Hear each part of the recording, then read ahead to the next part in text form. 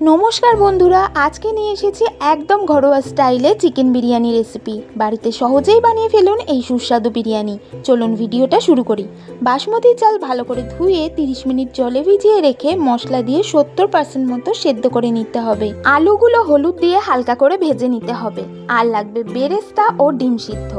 চিকেনটা সব কিছু দিয়ে ম্যারিনেট করার পর 1 ঘন্টা মতো রেখে তারপর কড়াইতে কষতে হবে যতক্ষণ না চিকেন সেদ্ধ হচ্ছে। গ্যাস অফ করে ডিম সিদ্ধগুলো দিতেও পারেন। এর মধ্যে 70% মতন চাল সেদ্ধ হয়ে গেছে। একটা বাটিতে অল্প দুধের মধ্যে সামান্য আতর এবং হলুদ, ফুড কালার, কেওড়া জল ও গোলাপ জল দিয়ে মিক্সড করে নিতে হবে। এবারে বিরিয়ানি লেয়ারের পালা। হাঁড়ির নিচে ঘি মাখিয়ে নিতে হবে। তারপরে অল্প ভাত দিয়ে তার উপরে কয়েক টুকরো আলু ও চিকেন দিয়ে নিতে হবে। এইভাবে পরপর যতগুলো পারবেন লেয়ার দিতে থাকবেন। যারা প্রথমবার বিরিয়ানির লেয়ার দেবেন তাদের জন্য লাস্ট লেয়ারটা দেখাই। আলুর টুকরো ও চিকেন দিয়ে দেবেন। তারপরে ভেজে রাখা বেরেস্তা ও ডিম সিদ্ধগুলো একে একে দিয়ে দেবেন। এবারে আমি এখানে ইউজ করছি এভারেস্টের বিরিয়ানি মশলা, সেটা উপর থেকে দিয়ে ঘি ছড়িয়ে দেবেন।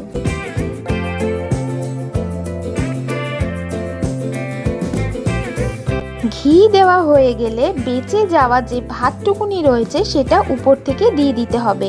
আর যে দুধটা রেডি করেছিলেন সেটা এইভাবে দিয়ে দিতে হবে। চলুন দেখিয়ে দিই আপনাদের কিভাবে দিতে হবে।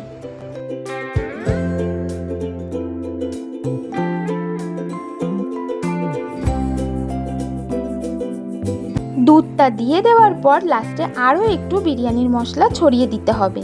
এবারে লো ফ্লেমে 20 থেকে 25 মিনিট দমে রাখতে হবে। 20 থেকে 25 মিনিট পর গ্যাস অফ করে 10 মিনিট রেস্টে রাখতে হবে। 10 মিনিট পর গরমা গরম হোমমেড চিকেন বিরিয়ানি একদম রেডি হয়ে যাবে।